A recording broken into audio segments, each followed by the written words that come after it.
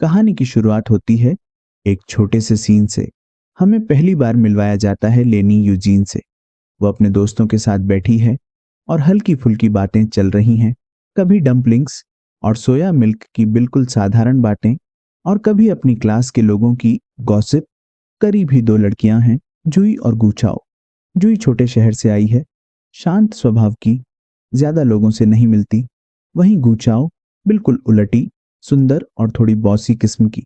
दोनों आपस में कभी घुल मिल नहीं पाती। धीरे धीरे एक नई बात सामने आती है।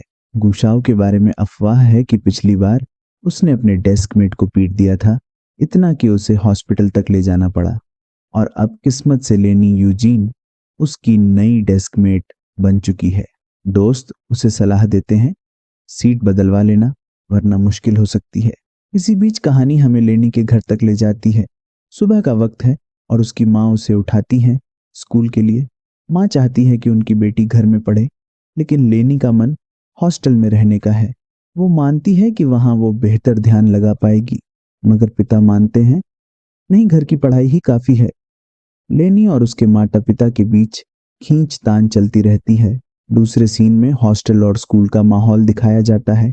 गुशाओ और उसके ग्रुप की लड़कियां अक्सर लेनी यूजीन को तंग करती हैं, उसकी बातें काटती हैं, आरोप लगाती हैं।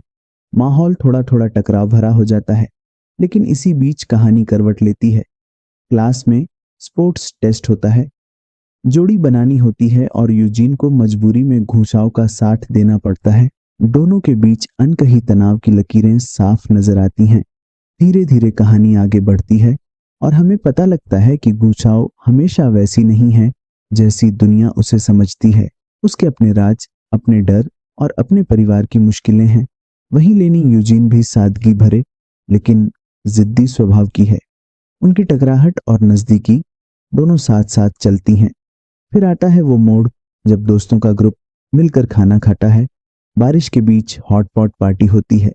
उस दौरान बातचीत में यह एहसास होता है कि हर इंसान के अंदर अपनी अपनी मुश्किलें होती हैं और बिल्लियों की तरह इंसानों में भी अच्छे बुरे का फर्क समझने की काबिलियत होती है। कहानी आगे बताती है कि समाज क्या सोचता है यह उतना मायने नहीं रखता। असली बात यह है कि हम खुद को सही समझते हैं या नहीं, और यही वह संदेश है जो लेनी, घुसाओ और उनके दोस्तों की बातचीत से सामने आता है। अंत में यह कहानी हमें छोड़ जाती है एक एहसास के साथ कि स्कूल की छोटी छोटी बातें, दोस्ती, अफवाहें, डर और भरोसा, यही सब मिलकर जिंदगी की सबसे बड़ी सीख बन जाते हैं।